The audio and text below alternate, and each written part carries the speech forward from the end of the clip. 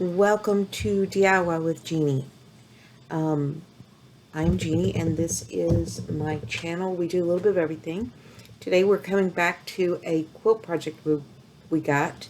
I picked up these squares at the Goodwill outlet clearance center, which is another fancy name for the Goodwill Bins. And these were already done for us, which is an exciting day because just sitting here and doing the blocks is tedious, and they're already pressed and everything. So life is fabulous. So today we're going to start putting the binding on, which is the edges. We don't want to just butt these up because you'll notice the squares don't necessarily match. And we want to make sure that, we get a nice pattern on our quilt. So what I've got is that jelly roll that I ordered from the Tennessee Sew Shop on Etsy, and we're going to put it on two sides. So that I'm going to start with 4 squares and add the border on 2 of the sides. So let me move this out of the way. And here we are. We have 4 blocks already, and I didn't care which sides I put it on because the blocks aren't exactly alike, just the colors are the same. So here are our 4 squares. Now what can I do with it? Well, I could put them like this and add squares in the corner. That's one option. But what I think I'm going to do is, now that I have these done, I'm going to take and add the squares on like this. So one square that has nothing on it will get butted up with this one. And then on this end, I'll put another square that has nothing on it. And that'll give me 3 across. And I've got 16 to work with. I can either do 4x4 or, 4x4 is probably going to be the best. And we're going to make lap quilts out of these. So we'll do this, add another one to that end, and add one blank one to this end. And then I'll end up putting a binding on this corner so that we have the binding on each side. So that is the next step. So let's go get that done. And I'll get this one.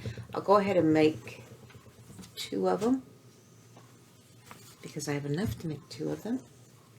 And then we can look at how we're going to put our strips of this together. So I will be right back. Let's go get that sewed.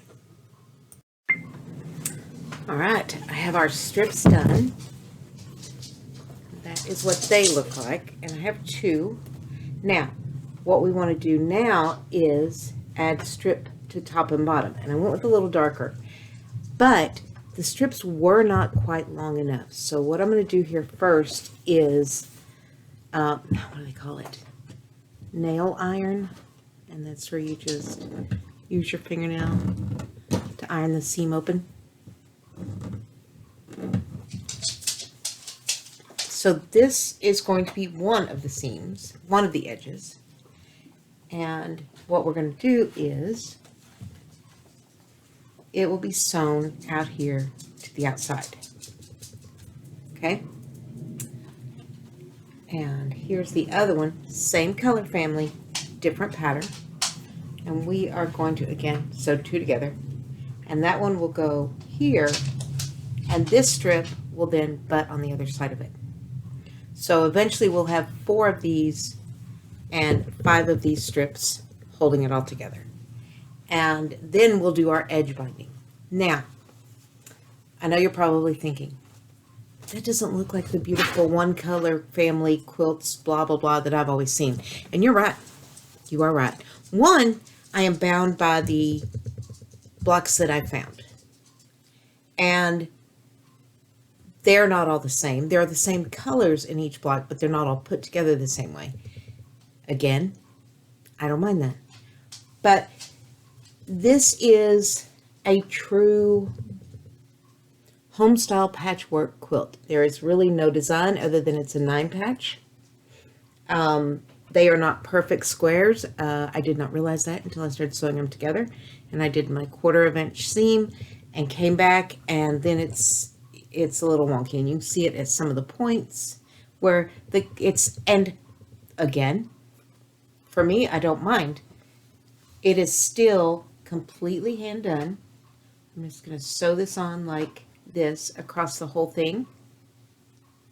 And then when it opens up, this will be solid.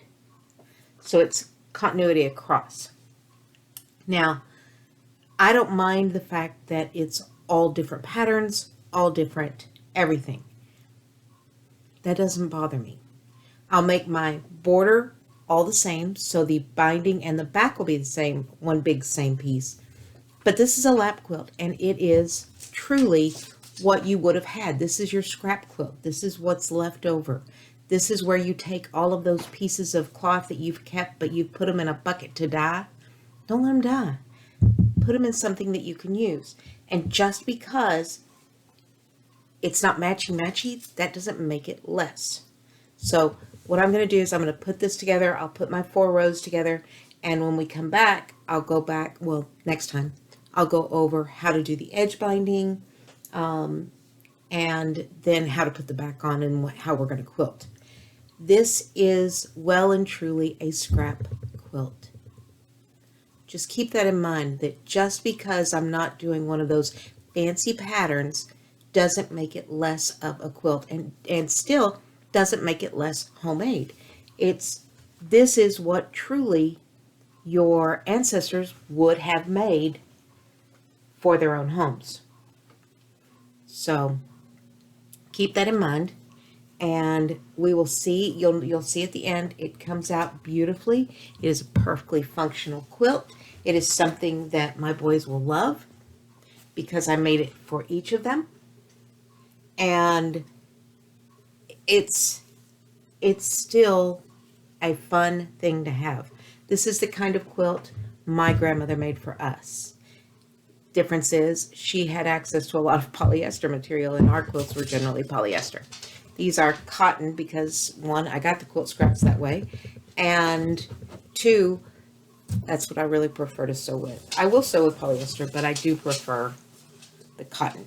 So when we bring this back in a few weeks, ready for the next installment of our little quilts, our lap quilts, it'll have its sides on, and it'll probably be 4x4 at that time. I'll have already sewn together all of my pieces. So I look forward to you coming back. I thank you so much for spending your time with me today. And try anything. Try it. Just try it. It won't hurt you. It's not going to hurt if it isn't perfect. Matter of fact, kind of makes it yours. So enjoy. Do you. Have fun.